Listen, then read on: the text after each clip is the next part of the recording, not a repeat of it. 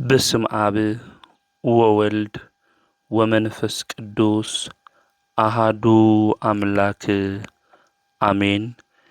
ይትባረክ እግዚአብሔር አምላከ አበዊነ ለዘአብጽሐነ እስከዛቲ ሰዓት ቅድሚ ኩሉ ልዕሊ ኩሉ ናብዛ ሰዓት እዚኣ ዘብጽሐና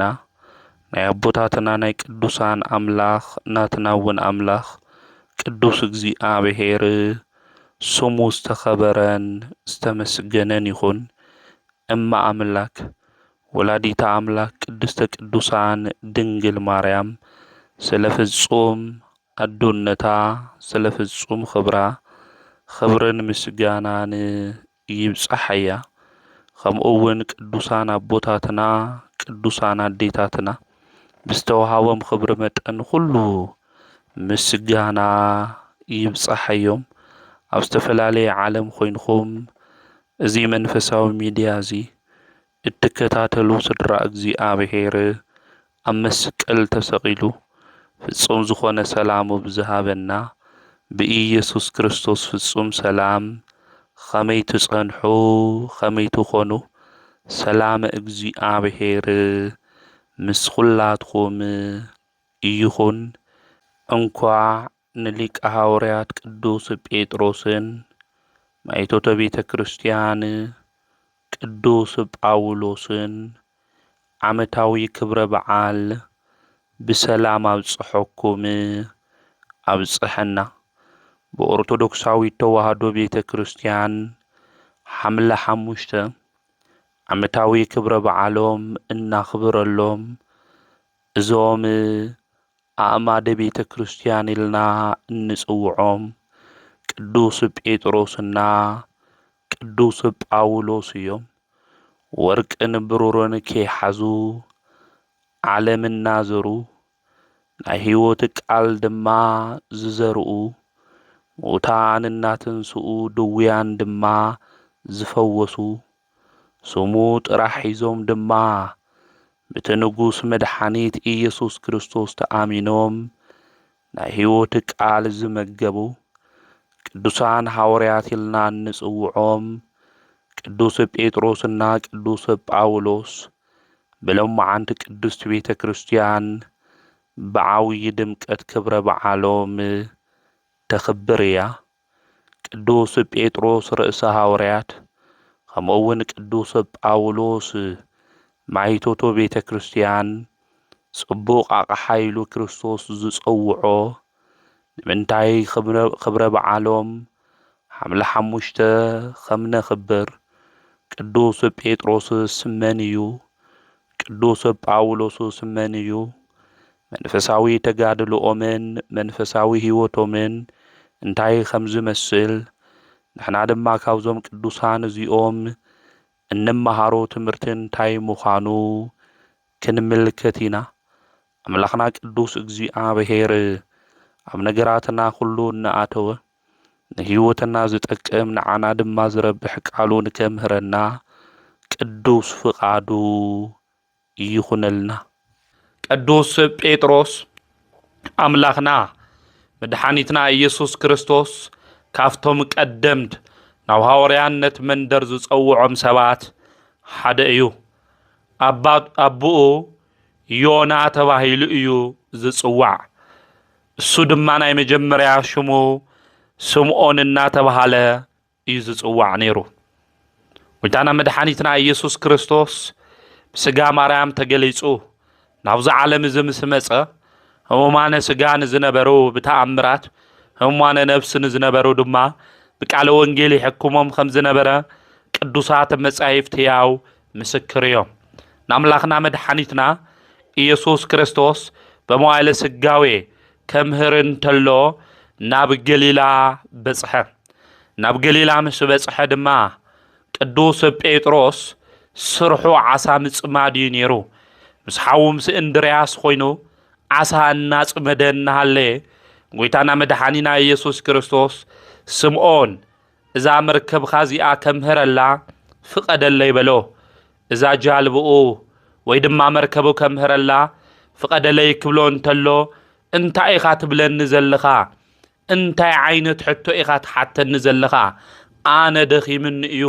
እዛ ጃልባ እዚኣ ዝደፍአልኻ መን እዩ ኢሉ ኣይተነጫነጨ ወይ ድማ ናይ ምጉርምራም ቃል ቅዱስ ጴጥሮስ ኣይተናገረ ወገናተይ መላኽና ቅዱስ እግዚአብሔር ናብ ህይወትና ክመጽእ እንተሎ ብምጭቕጫቅ ብምጉርምራም ካብ ህይወትና ክወጽእ ንገብር ብዙሓት ኢና ነገር ግን ልቢ ኢልካ ምስትውዓል የድሊ እዩ ቅዱስ ጴጥሮስ ለይቲ ሙሉእ እዩ ምስ ሓው ኮይኑ ዓሳ ክጽምድ እንተሎ ምንም ዓሳ የረኸበ መረቡ ክሓጽብ እንተሎ ግን ጎይታ መድኃኒት ኢየሱስ ክርስቶስ ናብኡ መጻ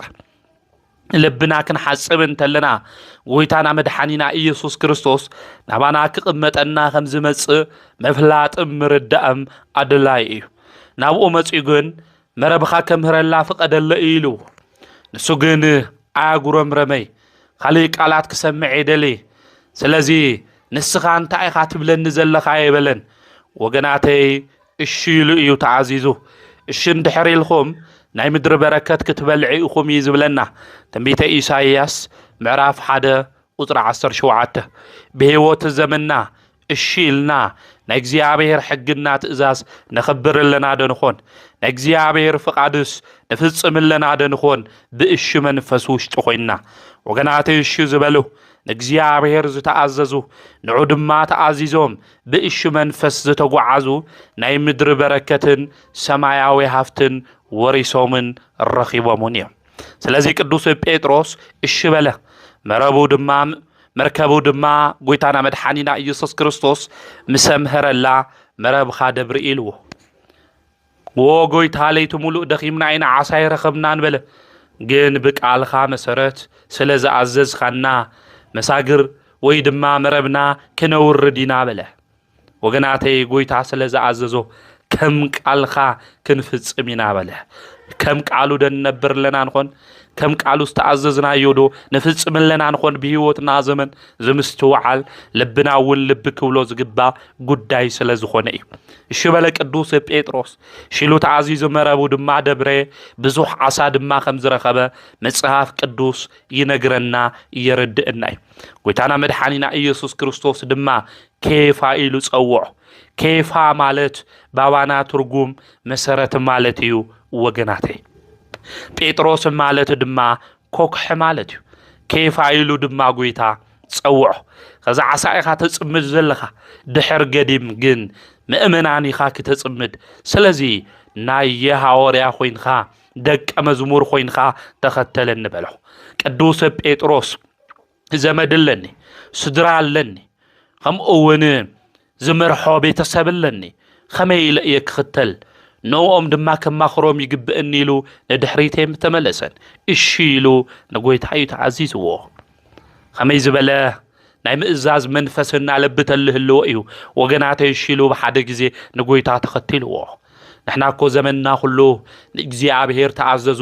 ንእግዚአብሔር ስምዑ ብመንገዲ ድማ ኸዱ ተባሂልና ሕደግዎ ዝተባሃሉ ነገራት ንክንሓድግ ቤተ ክርስቲያን ክትነግረና እንተላ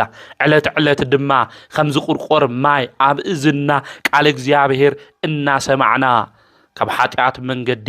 ካብ ገቢረ ኃጢአት ካብ በደልና ካብ ርኹሰት መንገዲ ምውፃእ እምቢ ዝበለና እኮ ብዙሓት ኢና ቅዱስ ጴጥሮስ ግን ተኸተለኒ ትብሎ እንተሎ ጎይታ ሁሉ ነገር ገዲፉ ንጎይታ ተኸቲልዎ እዩ ንሕናኸ ስለ ጎይታ ኢልና ስለ እግዚአብሔር ኢልና ስለ መድኃኒትና ኢየሱስ ክርስቶስ ኢልና ገደፍዎ ዝተባሃልናዮ ኃጢአት ገዲፍና ደንኾን ገደፍዎ ዝተባሃልናዮ ዘይረብሐና ዘይጠቕመና ነገር ገዲፍናዮ ደንኾን ንእግዚአብሔር ዘየኽብሩ ንዓና ድማ ዘይጠቕሙ ጉዳያት ገዲፍኹም ናብ ጽድቂ መንገዲ ንዑት ንበሃል ተለና ሁሉ ነገር ገዲፍና ዶ ናብ ጎይታ ናይ ቅድስና መንደር መጺና ንኾን ና ቅዱስ ጴጥሮስ ሁሉ ነገር ገዲፉ ምስ ሓው ምስ እንድርያስ ኮይኑ ንጎይታ ድማ ተኸተሎ ና ቅዱስ ጴጥሮስ ሁሉ ነገር ገዲፉ ተለየምንት ንድሕሪት ድማ ተመለሰ ንጎይትኡ ዝተኸተለ ሐዋርያ ምዃኑ ቅዱሳት መጻሕፍት ይነግሩና ይርዱና እዮም ካልእ ቅዱስ ጴጥሮስ መን እዩ ክንብል እንተለና ኣብ ቤተ ሳይዳ ገሊላ አካባቢ ዝተወለደ ኣእምሮኡ ድማ ፈጣን ከምኡውን ብምስትውዓል ዝተመልአ ኣመለኻኽታ ዘለዎ ዓብይ ሰብ እዩ ቅዱስ ጴጥሮስ ጎይታና መድኃኒና ኢየሱስ ክርስቶስ ኣብ ፊልጵዎስ ቂሳርያ በተለይ ኣብ ማቴዎስ ወንጌል ምዕራፍ 16 ቁጥሪ 13 ክናንብብ እንተለና ወዲ ሰብ መን ይብልዎ ኢሉ ተሓትት እንተሎ ወልደ እጓለ እመሕያው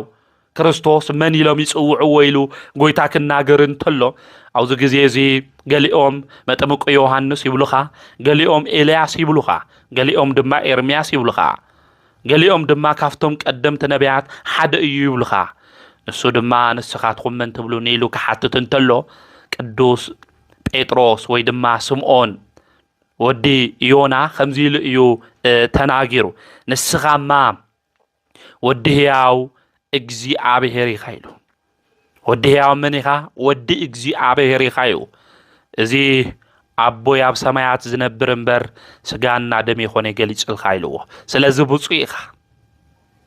ጴጥሮስ ድማ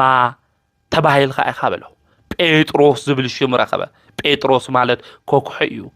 ባባኻ ኮኩሕነት ድማ ቤተ ክርስቲያን ክምስረታ ይበለ ና ቤተ ክርስቲያን ዝተመስረተት መሰረታ ክርስቶስ እዩ ጉልላት እውን ክርስቶስ ምዃኑ ምፍላጥ ምርዳእ ኣድላይ እዩ ወገናተይ እዛ ቤተ ክርስቲያን እዚኣ ድማ ኣናቅጸ ሲኦል ኣይኽእልኣይ ኣናቅጸ ሲኦል ክሕይል ኣይኽእልኣይ ስለዚ መኽፈቲ ናይ መንግስተ ሰማያት ቁልፊ ድማ ሂበካ ኣለኹ በለው ኣብ ምድሪ ዝኣሰርካዮ ኣብ ሰማይ እሱር እዩ ኣብ ምድሪ ዝፈታሕካዮ ድማ ኣብ ሰማይ ፍቱሕ ኢሉ ስልጣን ሃቦ ቅዱስ ጴጥሮስ መን እዩ ክንብል እንተለና ናይ ምድርና ሰማይን መፍትሒ ቁልፊ ዝተባሃቦ ስልጣን ድማ ከኣምላኹ ካብ እግዚአብሔር ዝተቀበለ ምዃኑ ምፍላጥና ምርዳእ ኣድላይ እዩ ካሊ ቅዱስ ጴጥሮስ መን እዩ ክንብል እንተለና ጎይታና መድኃኒና ኢየሱስ ክርስቶስ ብባሕሪ ክኸድ እንተሎ ተመልኪቱ ብእምነት ዝተኸተለ እዩ ቅዱስ ጴጥሮስ ኣብ ደብረ ታቦር በተለይ ጎይታና መድኃኒና ኢየሱስ ክርስቶስ ግርማ መለኮቱ ብርሃነ መለኮቱ ክገልጽ እንተሎ ምስ ቅዱስ ዮሐንስና ምስ ቅዱስ ያዕቆብ ብርሃነ መለኮቱ ዝተመልከተ ዝረአየ እዩ ቅዱስ ጴጥሮስ ጎይታና መድኃኒና ኢየሱስ ክርስቶስ ክሕዝዎ ክመጽኡ እንተለዉ ኣይሁድ ብጎይትኡ ቀኒኡ በኣምላኹ ቀኒኡ ንምንታይ ጎይታይ ክሕዝዎ መጽኦም ኢሉ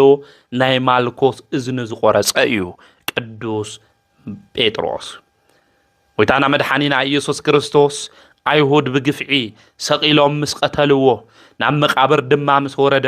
መበል ሳልሳይ መዓልቲ ሽቶ ክቐብኦ ቅዱሳት አንስቲ ኸይደን ነይረ ነገር ግን ኣብቲ መቃብር የረኸቦ መሐቂ ክርስቶስ ተንስኡ ኣብ መቃብር የለን ኢለን ክናገራ እንተለዋ ድማ ኣስጉ የረኸብናዮን የለን ኢለን ክእውጃ እንተለዋ ድማ ናይ ጎይታና መድኃኒና ኢየሱስ ክርስቶስ ስጋ መቃብር ከምዚ የለ ከምዚ ተንስአ ድማ ንመጀመርያ ግዜ ዘረጋገጸ ሐዋርያው ቅዱስ ጴጥሮስ እዩ ሐዋርያው ቅዱስ ጴጥሮስ ናይ ጎይታና መድኃኒና ኢየሱስ ክርስቶስ ሓደራነት ተቀቢሉ ኣባጊዕ ሓልው ኢልዎ ነይሩ ኣብ ዮሐንስ ወንጌል ምዕራፍ 21 ክናንብብ እንተለና እዚ ሓደራነት እዚ ተቀቢሉ ብትሕትና ብፍቅሪ ብትግሃት ኮይኑ ኣባጊዑ ዝሓለወ እዩ ኣነ ኮሊቃ ሐዋርያት እየ ኣነ ኮ ፓትርያርክ ገይሩ ሸይሙኒ እዩ ኣብ ልዕሊ ኩልኩም ድማ ሓለቃ እየ ስለ ዝኾነ ጎይታይ መምህርና ሓላፊና እናበልኩም ክታኽብሩኒ ይግባእ ስምዑኒ ረአዩኒ ከይበለ ሐዋርያዊ ኣገልግሎቱ ዝፈጸመ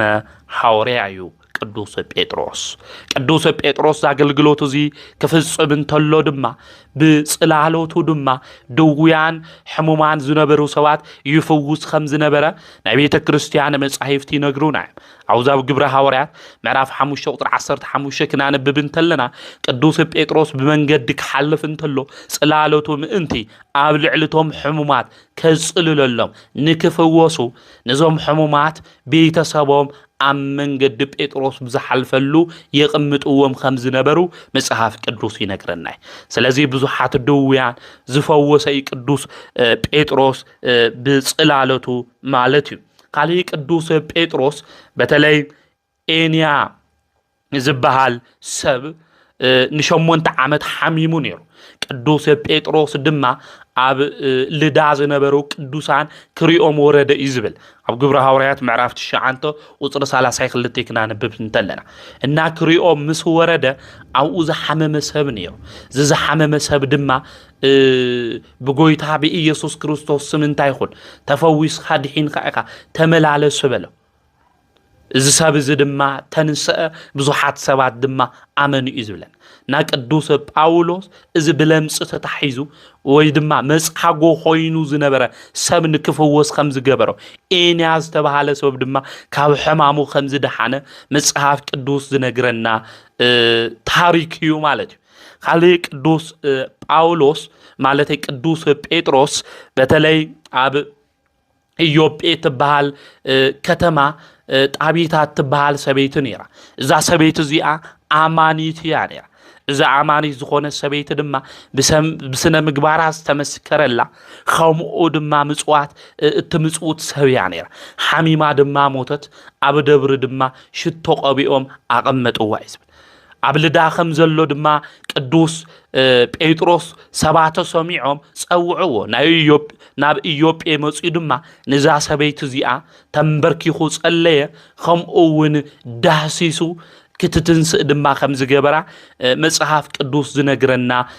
ታሪክ እዩ ማለት ዝውን ኣብ ግብረ ሐዋርያት ምዕራፍ 9 ቁጥሪ 36 ዝተጻሐፈ ታሪክ እዩ ማለት ና ቅዱስ ጳውሎስ ማለት ቅዱስ ጴጥሮስ ንብዙሓት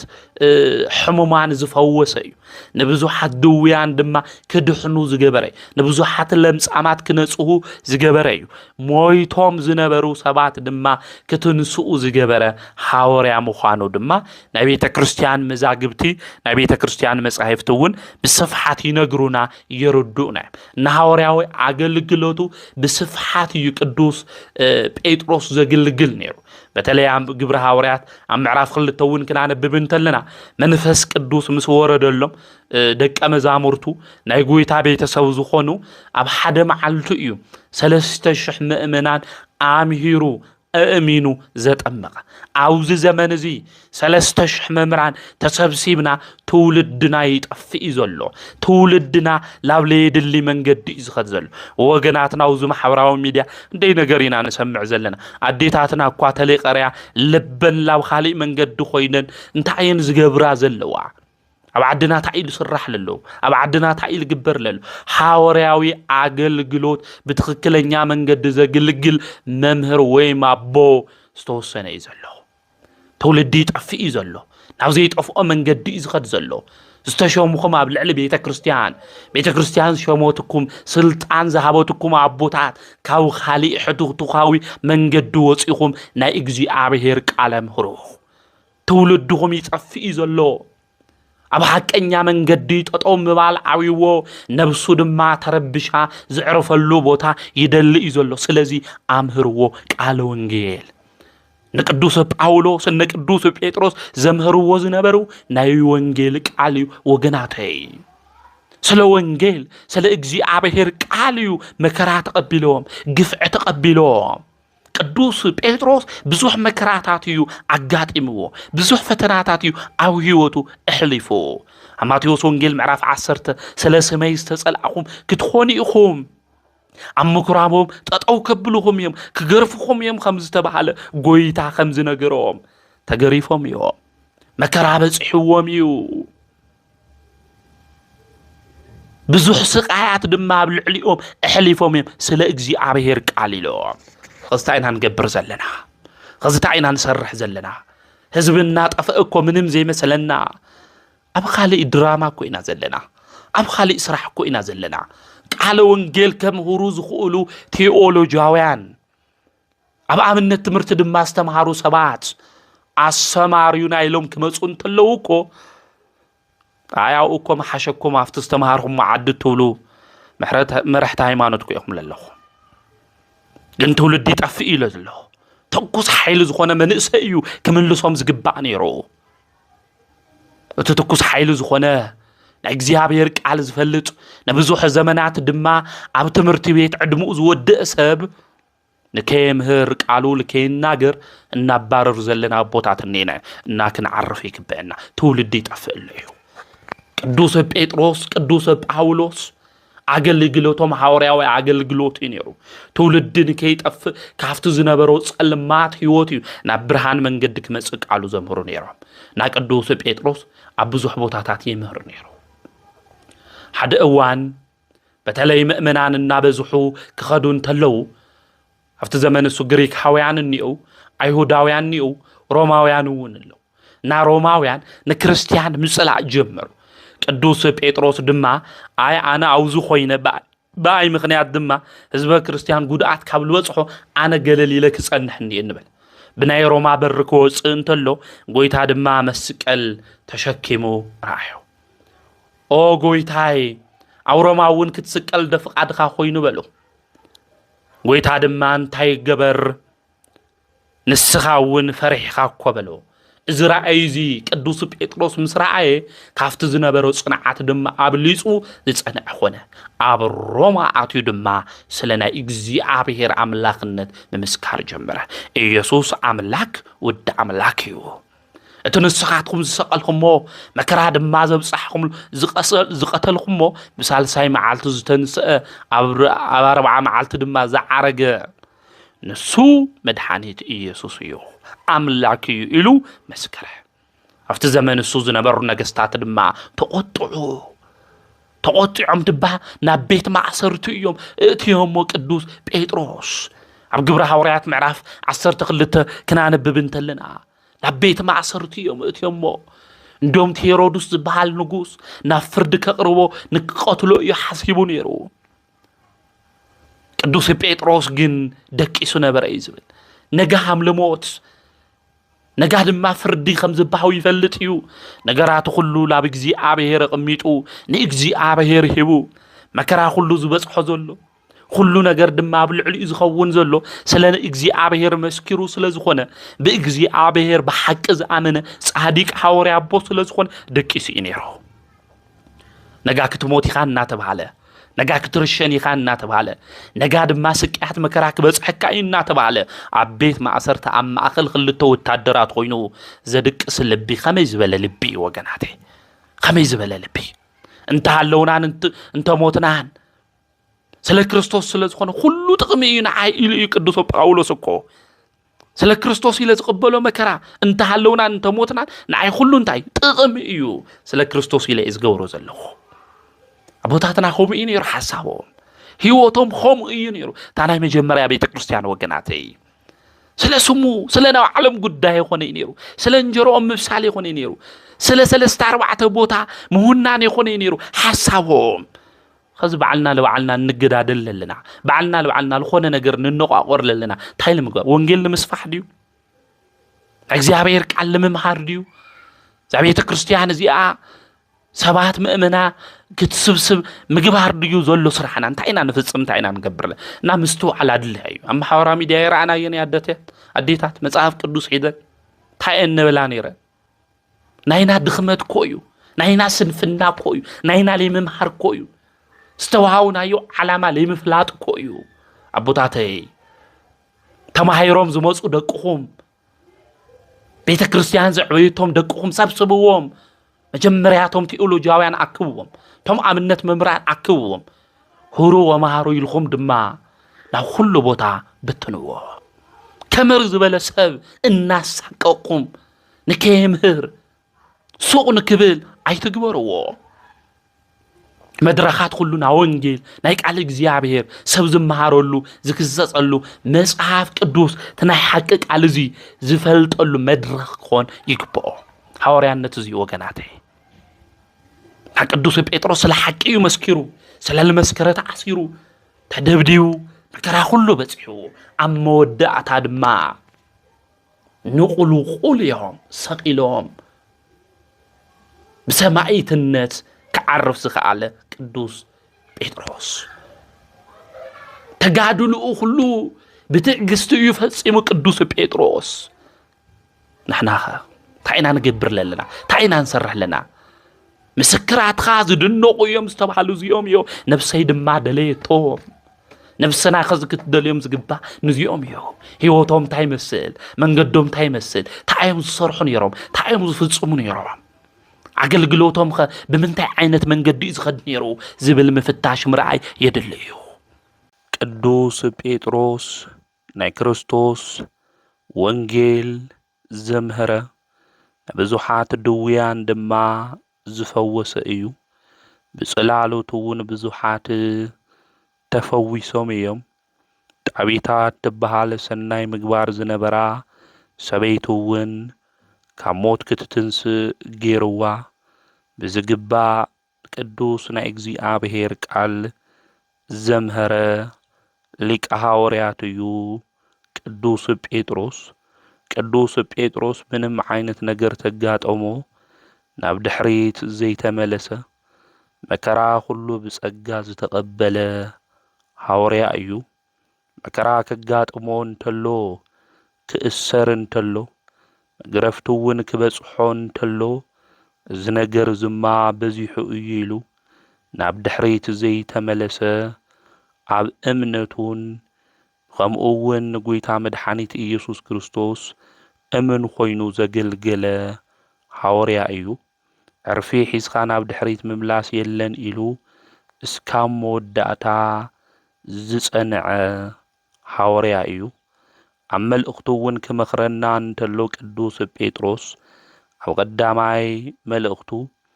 قدوس بيتروس معراف خلته قصري إسرائي حدي زستصوعكم لو نزي ايو كريستوس دما عصرو مئنت كتسعو إلو مئنتاكم مكرا تقبله عرآياون حدقلكم من صرف وملسو هاي صرفن مكران تصنعلوون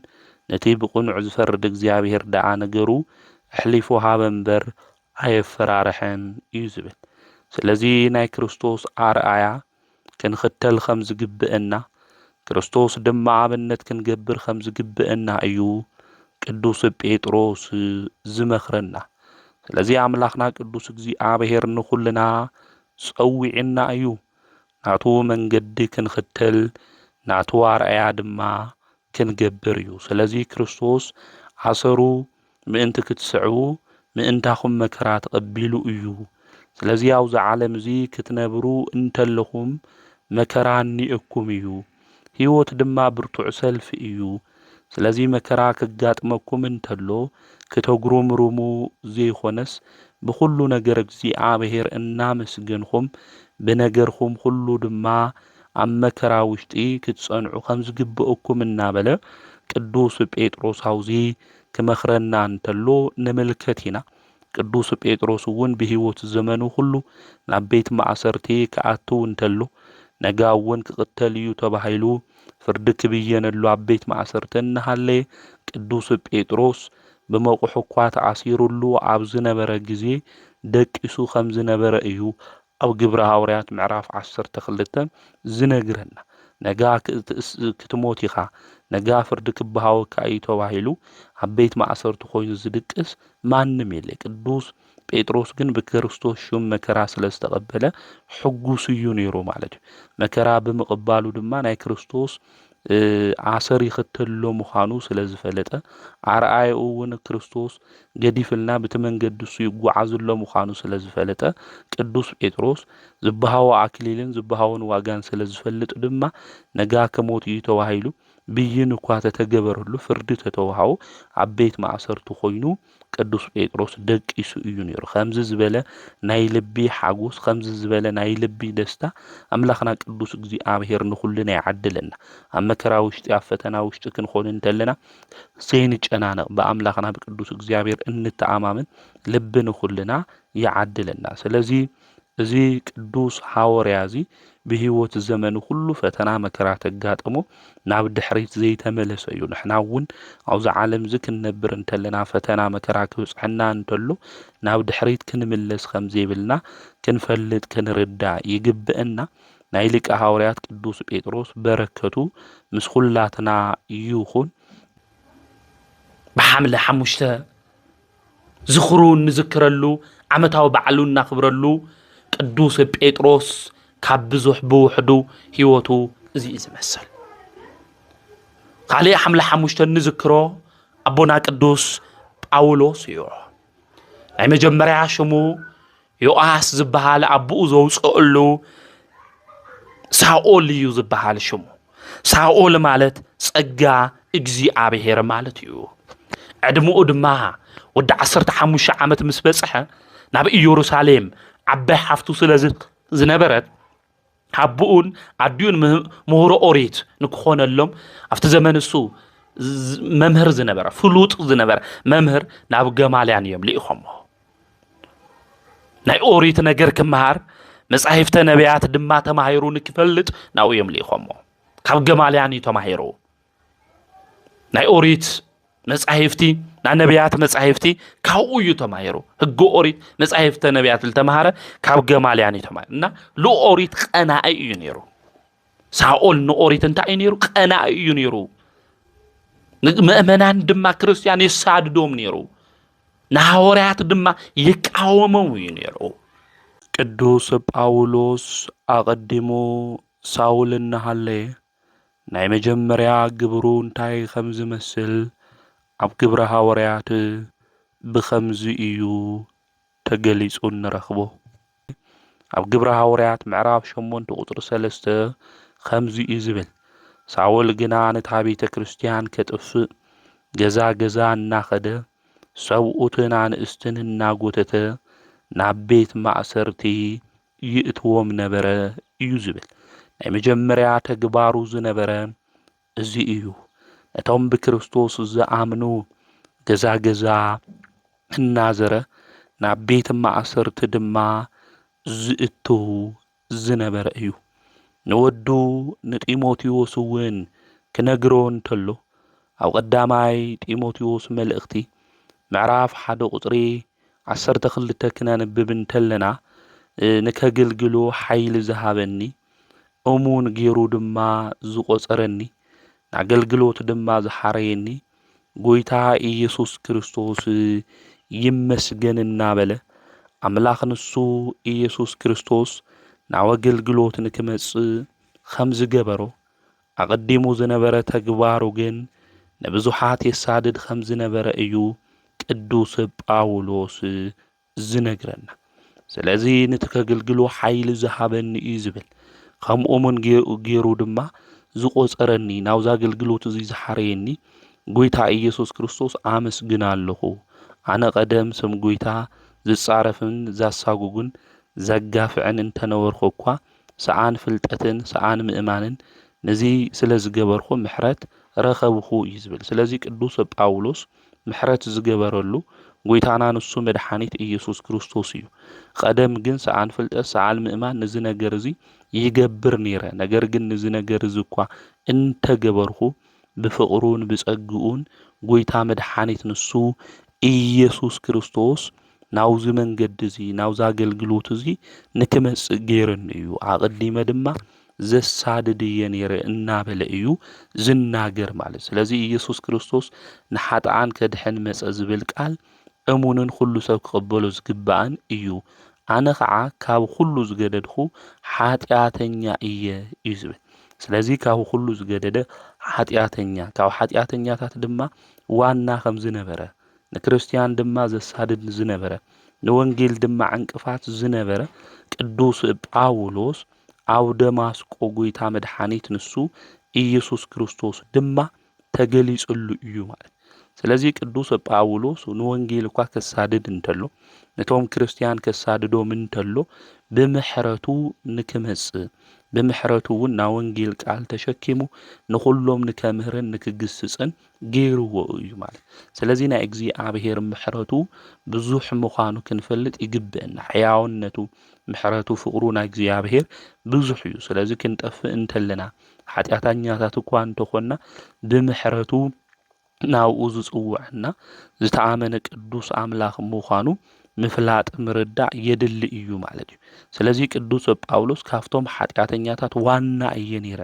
ጎይታ ንሱ መድሓኒት ኢየሱስ ክርስቶስ ግን ምሕረት ገይርለይ ስለዚ ምሕረት ዝረኸብኹ ብጎይታ ብኡ ብኢየሱስ ክርስቶስ እዩ ኢሉ ስለዚ ምሕረት ዝገብረልና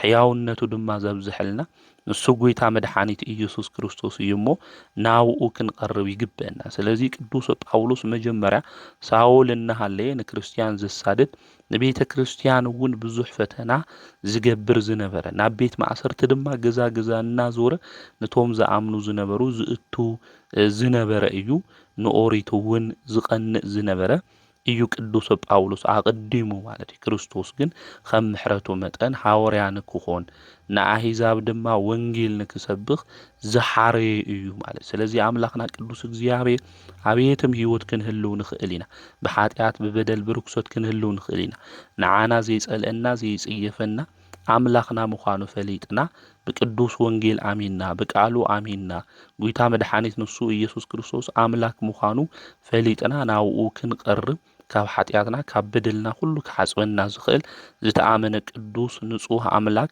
نسو مخانو كنفلت كنردع يقبئنا سلازي قدوس باولوس كافتوم حاتياتنياتات وانا زنبرخو كاو كلهم دما زقددخو إيانيرا نقرقن محراتو غير اللي نسو قويتا مدحانيت إيسوس كريستوس ناوز عاقل قلوتو زمس إيه يزبل سلازي نودو نايمنفس ودو نزخونة إيموتيوس عقديمو زنبره هيوتو انتاي خمز مسل كجلس قلو انتلو بزي ملك عزو إيو قدوس باولوس جليس قلو مالتي سلازي قويتانا نسو مدحانيت إيسوس كريستوس عب حاتيات عبدال أو خفاءات كنهلو انتلنا نقرقن ناوز انك من قد كنمس هيو تاريخنا خلو كغير زخيل عملاك مخانو فليتنا هيو تي تاريخي خلو غير اللي إلنا ناو أولك نقرب زقرب لبي زستوع اللبي عملاك نسو إيسوس كريستوس نخلنا يعدلنا كريستيان زسادد زنبرة ساول جن أب دماسكو صاوعيت قريب اللو إيو خميلو قدوس باولوس ناو هوريان نتاقل قلوت خمز مسأة حزكن ملكتنا قوي تامس عرقة دحرشم منت عامت جن ناب دماسكو كريستيان كسادد خدن تلو ساول أمن قدي برهان مسيئو عودو مريت عزقو وانزي ساول لمن تايخا تساددن زبلك على مسح قويتاي أنا زساددك كان السخا مني خابلو كريستياني سادد سلازنا برا ناي كريستيان سدت ناي كريستوس سدتي وقناتي لمن تاي تساددن بلو لمن تايخا خمزة تقبر ولو خمزة تقبر اندحر خوين خاقن ويلا خاز بلك عال سمح زاب قبر هاوريات معرفت شعان تقطر حد زلو تاريكيو مصحف قدوس أوعاتنا كلنا ننبب وقناتي دحرزي من مخانو نقرو تسادد النزل لخا ناي زريت إيسوس أنا إيه بلو أنا إيه مسبلو قدوس باولوس كغوروز قبع نقريو أفتقوا عن السو حاتيتو هاو دماسكو كتما نكعتو خفتم سبعي خلتي أردت حدث خونا حناني أزبها لسب تركب يخا نسو دما ناو هاوريانت مندر خمزة مسؤو برعيو وانت قليس قلون يريو حنانيا زي تيروس هاوي زخونا سب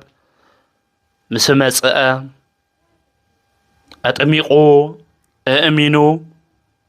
باولوس صبوق ويدما نوعي هوري إلو شموز إلو منفس قدوس تقبلو نا إكزي عبهيرك عال دما كسب خمس قبو إيو زنقرون يرو إيدو دما هنانيا قبل عليو تعرف اللون تلو أب عينو شفينو وقاري دو زنبرا خم قرفيت خوين إيو ودي قلو قدوس باولوس اتوم تعويرم زنبرو عنتو بتعمرات مستقلس قلو تتأميقو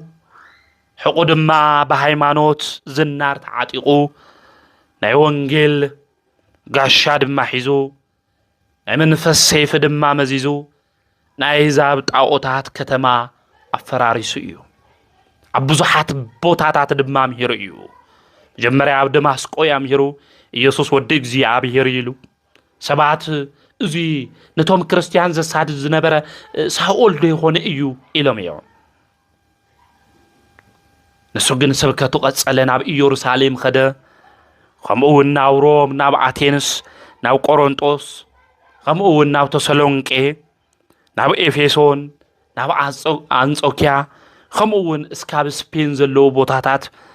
ናይ ክርስትና እምነት ልዕል ኢሉ ብትግሓት ኮይኑ ዘምህረ ዓብይ ሰብ እዩ ብትግሓት ኮይኑ ዘምህረ ሰብ እዩ ቅዱስ ጳውሎስ 14 መልእኽትታት ዝጽሓፈ እዩ ኣገልግሎቱ ድማ ከገልግል እንተሎ ምስኡ ኮይኖም ዝሕግዝዎ ሰባት ነይሮም እዮም ወገናተይ ኣብ ኣገልግሎቱ ዕንቅፋት ይጋጥሞ ነይሩ እዩ ብዙሕ ፈተናታት ይጋጥሞ ነይሩ እዩ ዞም ነገራት እዚኦም ግን ብጽንዓት ኮይኑ ብትዕግስቱ ኮይኑ እዩ ዝሕልፎ ነይሩ ንዝተጸውዐሉ ዓላማ ድማ ይፍጽም ይሰርሕ ነይሩ ከመረንተሎ ድማ ብናይ ለብሱ ቁራጽ ድማ ተሌቀረ ሕሙማን ይዝፍውስ ነይሩ ዓበይቱ ዝኾኑ ተኣምራት ድማ ይፍጽም ነይሩ ኣብ ሐዋርያዊ አገልግሎቱ በርናባስ ወንጌላዊ ሉቃስ ከምኡውን ሲላስ ከምኡውን ወንጌላዊ ማርቆስ ቲቶ ጢሞቴዎስ ይሕግዝዎ ነይሮም እዮም ለወንጌል ምስፍሕፋሕ ንክርስትና ዕቤት ናይ ሕብረት አስተዋጽኦ አድላይ ወገናተይ ናይና አገልግሎት ታይል መስል ለወንጌል አገልግሎት አነ በኔ እኮ አክለ ይከለየድሊ አነ እንድሕር ለይ መርኹ አነ እንድሕር ለይ ተናገርኹ እኮ ኢና ንበል ሰባት መውጽኦም ተዓዲሞም ይምህሩ ሕዋት ንኡት ንባል ተለና አያሕና ኢና ክነምህር ለለና ብዘይካ አና ልፈልጥ የለ ብለይካ ንሕና ልተማሃረ የለ ግን ኣብ ገጠር ወሪድኻ መምሃረ የለ ኣብ ከተማ ጥራሕ እዩ ትውልድ ግን ይጠፍል ኣብ ማእኸል ከተማ እኮ እዩ ኣብ መቐለ እኮ እቲ ቪድዮ ተለቂቁ ኣሎ ትውልድ ነጠፈ ወንጌል ስለለይ ነስፋሕፍሕ እኮ እዩ ቃል እግዚአብሔር ስለለይ ናገር ሓቂ ዝኾነ ናይ እግዚአብሔር ቃል ስለለይ ነምህር እዩ ቅዱስ ጳውሎስ ግን ዝቃል እዚ የምህር ነይሩ ምስ ሕዋት ኮይኑ ብሕብረት ኮይንካ ምግልጋል ወገናተይ ብጣዕሚ ጽቡቕ እዩ ና ቅዱስ ጳውሎስ አገልግሎቱ ከገልግል እንተሎ ብጣዕሚ ትጉህ እዩ ነይሩ ብትግሃት ኮይኑ ዘገልግል ነይሩ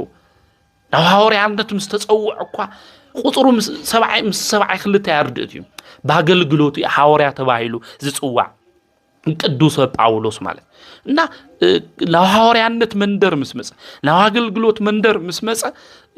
ዘባኸኖ ደቂቃ ሰዓት እኳ ይነበረይ ካብ እግሩ ጭፍሩ ጀሚሩ እስካብ ናይ ጨጉሩ ርእሲ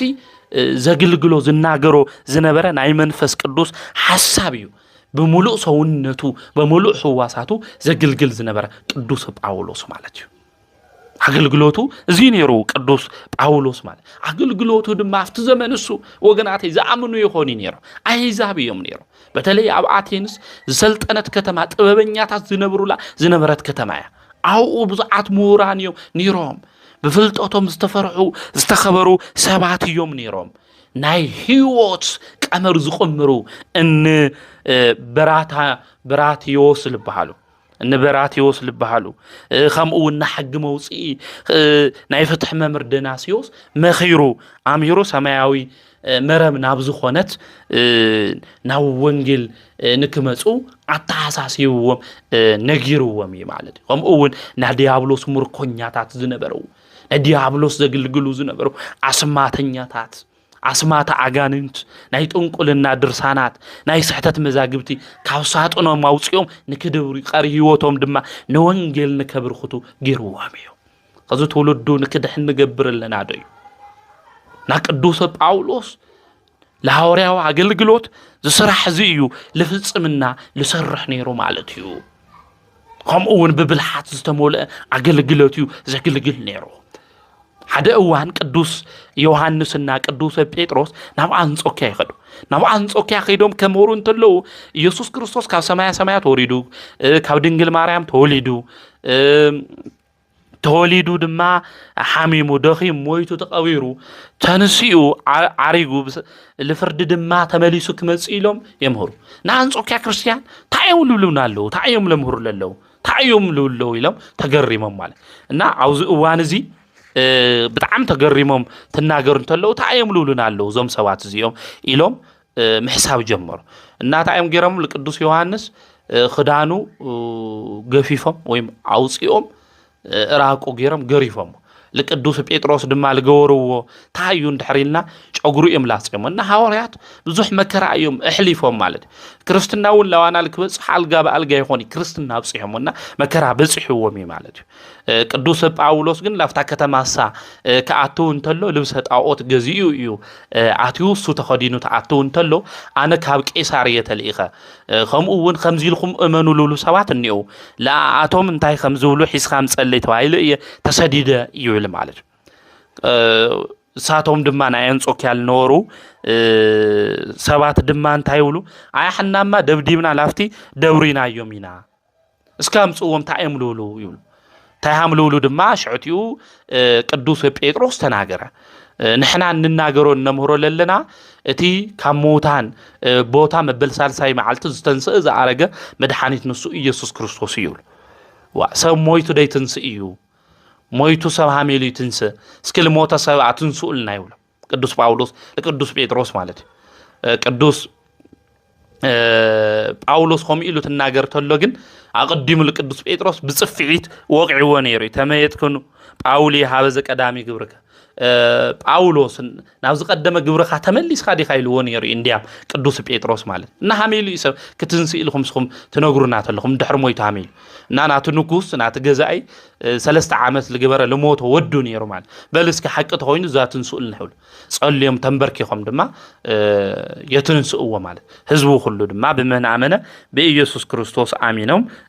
ተጠመቁማ በኢየሱስ ክርስቶስ አሚን ናና ቅዱስ ጳውሎስ ፈሊጥ ወይም ድማ ብልሓት ሓደ ዝምዃኑ ቤተ ክርስቲያን ሊቃውንቲ ይነግሩና ይረዱና እዮም ማለት እና ቅዱስ ጳውሎስ አገልግሎት ሁሉ ለግልግል ነበረ በብልሓት በጥበብ ልተመልኦ እዩ ለግልግል ነይሩ መገልገልቱውን አውዝ ዘመን እዚ በጥበብ ልተመልኦ አገልግሎት ከነግልግል ሃም ለግብእና ለረድእና እዩ ማለት እና ቅዱስ ጳውሎስ አገልግሎቱ እንዲያም ተግልግል እንተሎ ሰለስተ ጉዕዞ እዩ ገይሩ እና ቅዱስ ጳውሎስ ጉዕዞታት በሰለስተ እዮም አቦታትና ሊቃውንትን ናው ጉዕዞታቱ ዙ ዲያብሎስ አገልግሎቱ ከዝንግዖ መርከው ተሊቀረ ሐምል ሰወረሉ ቅዱስ ጳውሎስ ወን በዓሉ ተናገር ተሎ ንሰምዒና ማለት እዩ ይነግረና ይረድእና እዩ ማለት እዩ ነገር ግን ቅዱስ ጳውሎስ አውዝ ጊዜ እዚ ዝነበረ ኔሮን ቄሳር ዝበሃል ጨካኝ ንጉስ ነይሩ መምለኬ ጣዖት እዩ ንክርስቲያን ድማ መከራ የብጽሕሎም ነይሩ ለምንታይ ኢኻ ዝግፍዕ ዝትገብር ኢለኻ ኢሉ ትግስጾ እንተሎ አሲሩዎ ነይሩ ማለት አሲሩዎ ነይሩ አኪያዝ ልተባሃለ ሰብ ድማ ላኡ ዘሚቱ ነይሩ ልኡ አሽኒፉ ትምለስ እንተሎ ቅዱስ ጳውሎስ መስቀል አው ኢዱ ሒዙ እዩ ንግስጾ ልነግሮ ነይሩ ሃምዝ ክትገብረ ይግብእካይ እናበለ ነገር ግን በ69 ዓመተ ምህረት ሐምለ 5 خሳዱ ብሰይፊ እንታይ ገይርዎ እዩ ቆሪጽዎ እዩ ብሰይፊ خሳዱ ቆሪጽዎ እዩ ሰማይትነት ድማ ተቀቢል እዩ ማለት እዩ ስለዚ ቅዱስ ጳውሎስ ካብኡ እንመሃሮ ስለ ክርስቶስ ኢሉ ስለ ቤተ ክርስቲያን ኢሉ መከራ ዝተቀበለ እዩ ንስውን ስለ ዝተቀበሎ መከራ ክገልጾ እንተሎ ብኸምዚ መንገዲ እዩ ዝነግረና ኣብ ቀዳማይ መልእኽቲ ጳውሎስ ናብ ሰብ ቆሮንጦስ ምዕራፍ 4 ቁጽሪ 11 ክሳብ ዛ ሰዓት እዚኣ ንጸምእን ንዓርቕን ንውቅዓለና ምሕደር እውን ይብልናን ባዕዳውናና ሰራሕና ንደክም ኣለና ንዝጸርፉና ንምርቕ ንዛሳጉጉና ንዕግስ ስምና ንዘኽፍኡ ብጥዑም ቃል ንምልስ ኣለና ክሳብ ሕዚ ከም ናይ ዓለም ጉሓፍን ከም ናይ ኩሉ ነገር ጉዱፍን ኮይና ኣለና እዩ ዝብል ስለዚ ቅዱስ ጳውሎስ ይስደድ ነይሩ ይግረፍ ነይሩ ይጠሚ ነይሩ ይጸምእ ነይሩ እዚ ሁሉ ካብ ክርስቶስ ፍቅሪ ግን ክፈሉ ይኻለ እዚ ሁሉ መከራ ግን ካብ ክርስቶስ ፍቅሪ ክፈሉ ይኻለ ካብ ክርስቶስ ፍቅሪ ዝፈልየና መን እዩ ጽምእ ድዩ ስደት ድዩ እናበለ ዝተናገሩ ናይ ሮማ ክርስቲያን እውን ዝተናገሮም ንዚ እዩ ቅዱስ ጳውሎስ። ስለዚ ቅዱስ ጳውሎስ ናብ ቤት ማእሰርቲ ይኣቱ ነይሩ። ናብ ቤት ማእሰርቲ ክኣቱ እንተሎ ብዙሕ ግዜ ወንጀለኛ ኮይኑ ይኾነ፣ ኃጢአተኛ ኮይኑ ይኾነ። ነገር ግን ስለ ክርስቶስ ስለ ዘምሃረ ወንጌል ድማ ስለ ዝሰበኸ ብዙሓት ድማ ናብ ብርሃን መንገዲ ክመፁ ስለ ዝገበረ እዩ ቅዱስ ጳውሎስ ብዙሕ ተኣምራት ድማ ይገብር ነይሩ። ቅዱስ ጳውሎስ ወንጌል ስለ ዘምሃረ ስለ ክርስቶስ ድማ ይናገር ስለ ዝነበረ ብቐሚሱ ድማ ይፍውስን የድሕንን ነይሩ። ቅዱስ ጳውሎስ ናይ አገልግሎቱ ክዳን ተኸዲኑ ካብ ገዝኡ ክወፅእ እንተሎ ብዙሓት ሰባት ንበረከት እናበሉ ካብ ክዳኑ ይወስዱ፣ ጥራሕ ዝባኑ ድማ ናብ ገዝኡ እዩ ዝምለስ ነይሩ። ስለዚ ብጨርቁ ብዙሓት ሰባት እንታይ ይኾኑ ይፍወሱ ነይሮም። እዚ ጸጋ እውን እግዚአብሔር ዓዲልዎ ነይሩ። ብዙ ኩሉ እዚ ቅዱስ ጳውሎስ ከግልግል እንተሎ ግን መከራ እናተቐበለ ፈተና እናተቐበለ የግልግል ከም ዝነበረ ቅዱሳት መጻሕፍቲ ይነግሩና እዮም። ከምኡውን ካልኣይ መልእኽቲ ጳውሎስ ናብ ሰብ ቆሮንጦስ ክንምልከት እንተለና ምዕራፍ 1 ቁጽሪ 8 ከምዚ እዩ ዝብል ኣሕዋትና ካብ ኤስያ ዝረኸብናዮ መከራ ክትፈልጡ እደሊ ካብ ዓቕምና ንላዕሊ ስለ ዝኸበደና ንህይወትና ቀቢጽና ያነበርና እዩ ዝብል። ስለዚ ቅዱስ ጳውሎስ ካብ ዓቕሙ ብላዕሊ ዝኾነ መከራ ገጢምዎ ነይሩ እዩ። ነገር ግን ተስፋ ይቁረፀን ጸኒዑ ብእምነቱ በቲ ዝኣምኖ ጐይታ መድኃኒት ኢየሱስ ክርስቶስ ድማ ተስፋ ገይሩ ነቲ መከራ ኩሉ ብጸጋ እዩ ዝቕበሉ ነይሩ። እወ ንሞታት ብዘተንስአ እግዚአብሔር እምበር ብርእስና ምእንቲ ከይንተኣማምን ንሕና በዓልትና ሞት ከም ዝተፈረደና ኣብ ውሽጥና ይስምዐና ነይሩ እዩ ዝብል። ስለዚ ሞት እውን ተፈሪድዎ ነይሩ እዩ ቅዱስ ጳውሎስ። እዚ ሞት እዚ ክፍረዶ እንተሎ ግን ዝፈተና እዚ ከጋጥሞ እንተሎ ግን ብጽንዓት መንፈሳዊ ተጋድልኡ ድማ ዝፈጸመ እዩ። ንሱ ንሞት ካብዛ ብፅሕ ሓደጋ ኣድሒንኒ እዩ እሞ እዩ ዝብል። ስለዚ ጐይታ ንሱ መድኃኒት ኢየሱስ ክርስቶስ ካብዚ ፈተና እዚ ኩሉ ከም ዘድሐኖ እዩ ዝነግረና። ንሕና ሎሚ ንፍተን ኢና፣ ብዙሕ ነገራት የጋጥመና እዩ። ካብዚ ፈተና ካብዚ መከራ እዚ ኩሉ ድማ ዘድሐነና ኣምላኽና ንሱ ኢየሱስ ክርስቶስ ምዃኑ ክንፈልጥ ክንርዳእ ይግብአና። ከም ክርስቲያን መጠን ኣብዚ ዓለም እዚ ክንነብር እንተለና ዝተጸዋዕናዮ ብሽሙ ጥራሕ ክንኣምን ዘይኾነስ ንክርስቶስ እውን ኣብነት ጌርና ዝመጽእ መከራ እውን ብጸጋ ክንቕበል ከም ዝግብአና ቅዱሳት መጻሕፍቲ ይነግሩና እዮም። ብዙሓት ኣሕዋትና ክስደዱ እንተለዉ መከራ ክጋጥሞም እንተሎ ንምልከት ኢና። እዚ ኩሉ ዘጋጥሞም ንምንታይ እዩ እንድሕር ኢልና ናይ ክርስቶስ ተኸተልቲ ስለ ዝኾኑ እዩ። ሐዋርያው ቅዱስ ጳውሎስ ቅዱስ ጴጥሮስ እውን ብህይወቶም ዘመን ኩሉ ክንምልከት እንተለና ፈተና መከራ ከጋጥሞም እንተሎ እዚ ፈተና መከራ እዚ ዘጋጥሞም ድማ ብዓወት ምስ ጐይታ መድኃኒት ንሱ ኢየሱስ ክርስቶስ ኮይኖም ከሽንፉ እንተለዉ ኣብ ቅዱስ መጽሓፍ ንምልከት ኢና። ስለዚ ንሕና እውን ንዘጋጥሙና ፈተና ሁሉ ብእምነት ጸኒዕና ክንሓልፎ ከም ዝግብአና እዞም ቅዱሳን ሐዋርያት እዚኦም ብለማዓንቲ ዓመታዊ ክብረ በዓሎም እንገብረሎም የምህሩና እዮም፣ ይነግሩና እዮም። ናይ ቅዱስ ጳውሎስ ከምኡውን ናይ ቅዱስ ጴጥሮስ በረከቶም ረድኤቶም ኣማላድነቶም ምስ ኩልና ህዝበ ክርስቲያን ይኹን። ቅዱስ ጳውሎስ ኣብ መወዳእታ ንወዱ ጢሞቴዎስ ድማ ከመኽሮ እንተሎ በዚ መንገዲ እዚ እዩ ተናጊርዎ። ኣብዚ ኣብ ካልኣይ መልእኽቱ ናብ ጢሞቴዎስ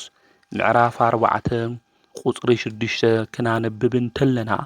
ኣነስ ድሮ ሰማዒት ክኸውን ቀሪበ ኣለኹ እዩ ዝብል። ብስም ክርስቶስ ምስክር ኮይነ ሰማዒት ዝኾነሉ ቀሪበ ኣለኹ። መዓልቲ ሕልፈተይ በፂሓ እያ፣ ሰናይ ገድሊ ተጋዲለ ነቲ ጉያይ ፈጺመ ነቲ እምነተይ እውን ሓሊ እየ። ደጊም እቲ ቁኑዕ ፈራድ ዝኾነ ጐይታ በታ መወዳእታ መዓልቲ እቲኣ ዝህበኒ ኣክሊል ጽድቂ ተዳልዩለ ኣሎ እዩ ዝብል። ስለዚ ቅዱስ ጳውሎስ ኣክሊል ጽድቂ ተዳልዩለ እዩ፣ ገድለይ እውን ተጋዲለ እየ፣ ጉያይ እውን ፈጺመ እየ፣ እምነተይ እውን ሓልይዎ እየ እናበለ ኣብዚ ይነግረና። እዚ ኣክሊል እዚ ድማ ንዓይ ንበይነ ይኾነይ። ስለዚ نتوم ناتو ممصا زفتو كلهم انبر يزل سلازي نحنا سناي قدلك نقادل انتلنا بمنفساوي تقادلو وش كنحلف انتلنا ناي هيوت عاكلي لون خمز بهاونا ايو قدوس باولوس عاوز زنقرنا سلازي سماعت كوخون قريبا له ناي حلفتي غزيون بصيحو ايونا بلا نودو كنغرو انتلو نملكتنا سلازي عاوز عالم زي كنبر انتلنا زلنا نغرات كله تغادلو كنفصمو زغبا ቤተክርስቲያን ተምህረና መጻሕፍቱ ዝነግሩና ክንፍጽም ክንሰርሕ ይግበአና ከዛም ምን ታይና ነይናዩ መንፈሳዊ ተጋድሎና ነፍጽምለና ዶ ናድሕነት መንገድና እናፈጽምና በቅዱስ ቃሉና ተመራሕና ንጓዓዝለና ዶ ስለዚህ ቅዱስ ጳውሎስ ጉያ ይፈጽም እየ እምነተይውን ሐልዮ እይሉ ስለዚህ እምነትና እንሐለውና ናይ ድሕነት ጉያና ሁሉ ድማ ንክንፍጽም ሚስጥራትና ተኸፈልና በእግዚአብሔር ዝእዝዘና መንገድ ሁሉ ንክንጓዓዝ ናይ ህይወት ናይ ጽድቅ አክሊል ድማ አምላኽና ቅዱስ እግዚአብሔር ንክዕድለና ናቱ ቅዱስ ፍቃድ ይሆነልና ቅዱስ ጳውሎስ በአገልግሎቱ ውስጥ ሁሉ መርከቡ ተሰይሩ ናባኹም ክመጽ ይደሊ ነረ ነገር ግን ሰይጣን አዝንጊዕነና በለም ዝንጋዕ ካፍተ መንፈሳዊ ተጋድሎና ንድሕሪት ዘቕሬና እንቅፋት መዃኑውን ቅዱስ ጳውሎስ በተደጋጋሚ ይነግረና ይጽባሕ ክሰርሖ ይድሕር ጽባሕ ክሰርሖ እናበልና እንዝንግዕ በህይወትናውን ናይ ምዝንጋዕ ህይወት ዘለና ብዙሓት ነና ሰይጣን ተሓደ ስልቱ ተአዩ እንድሕሪና ሎሙ ክንሰርሖ ዝግብአና ስራሕ ጽባሕ ሂደት ሰርሖ ይድሕር ጽባሕ ሂደት ሰርሖ እናበለ የዝንጋዕና ቅዱስ ጳውሎስ ወናባኹም ክመጽእ ደልየ ነረ ነገር ግን ሰይጣን አዝንጊዕነና በለ ይዝናገር ስለዚህ ሎሙ ክንፍጽሞ ዝግብአና ናይ ጽድቅ ስራሕ ሎሙ ክንፍጽም ይግብአና ንስሓ ሎሙ ክንአቱ ዝግብአና እንድሕር ኮይኑ ሎሙ ንስሓ ክንአቱ ይግብአ ናይ ምድሓን ሰዓት ሎሙ እዩ ክንድሕነሉ ዝግብአና ግዜ ከዚ ምዃኑ ፈሊጥና በቅዱስ ቁርባኑ ድማ ተሓቲምና በንስሓ መንገድ ድማ ተጓዒዝና አምላኽና ቅዱስ እግዚአብሔር ክንኽተሎ ንኡ አሚንና በህይወት ዘመናውን ከነምልኾ እዩ ዝግብአና ስለዚህ ዞም ቅዱሳን ሐዋርያት እዚኦም በእምነት ከመልና ክንጸንዕ ከም ዝግብአና ዘምህሩና ናይ ሐዋርያት ናይ ጽድቅ መንገድ ድማ ከመልና ክንጓዓዝ ከም ዝግብአና ክርስቶስ እውን ከመልና ክንመስል ከም ዝግብአና ዘምህሩና እዮም ቅዱስ ጳውሎስ አነ ክርስቶስ ከም ዝመሰልኩን እስኻትኩም ንዓይ ምሰሉ ኢሉ ስለዚህ ክርስቶስ ክንመስል እንድሕር ኮይና ቀዲምና ቅዱሳን ክንመስልን ነና ነዚያ ቅዱስ ቤተ ክርስቲያን እውን መዘከርታ በዓሎም ብሎም ማዓንቲ እዚ እዩ እናበለት ስለ ቅዱሳን ተምህረና ናይ እምነቶም ፍረውንና ተመልከትኩም መሰልዎም ይሉውን ቅዱስ ጳውሎስ ስለ ዘምህረና ስለዚህ ቅዱስ ጴጥሮስ ቅዱስ ጳውሎስ ስለ በዓልቶም ይኾኑ ነይሮም ስለ ክርስቶስ ስለ ቤተ ክርስቲያን ስለ ወንጌል ዋጋ ከፊሎም መከራውን ተቀቢሎም አሞዳታውን በኔሮን ቄሳርውን ሐምለ ሐሙሽተ ሰማዕትነት ድማ ተቀቢሎም እዮም ቅዱስ ጴጥሮስ ንቁልቁል ተሰቂሉ ቅዱስ ጳውሎስ ድማ ክሳዱ በሰይፍ ተሰይፉ ሰማዕትነት ተቀቢሎም እዮም እቲ ዝነበረ ዓመተ ምሕረታት ዝተፈላልየ እኳ እንተኾነ እቲ ዕለት ዝተቀበሉሉ ግን ሐምለ ሐሙሽተ ስለ ዝኾነ በሓደ ናይዞም ሐዋርያት እዚኦም በዓል ንክኽበር ቅዱስ ቤተ ክርስቲያን ወሲና ሐምለ ሐሙሽተ ድማ ዓመታዊ ክብረ በዓሎም ነኽብር ኢና ሰማዕት ኮይኖም ስለ ክርስቶስ ድማ ምስክር ኮይኖም ንብዙሓት ድማ ካብ ጸልማት መንገዲ ናብ ብርሃን መንገዲ ስለዘምጽኡ እዞም ቅዱሳን ሐዋርያት እዚኦም መንገዶም አሰሮም እውን ክንኽተል ከም ዝግብአና ንዖም እንድሕር ንመስል ኮይና ክርስቶስ ናብ ምምሳል መንገዲ ከም ንመስል ምስ ክርስቶስ እውን ሕብረት ከም ዝህልወና እዞም ቅዱሳን እዚኦም የምህሩና እዮም እሞ በረከቶም ጸሎቶም አማላድነቶም ምስ ኩልና ህዝበ ክርስቲያን ይኹን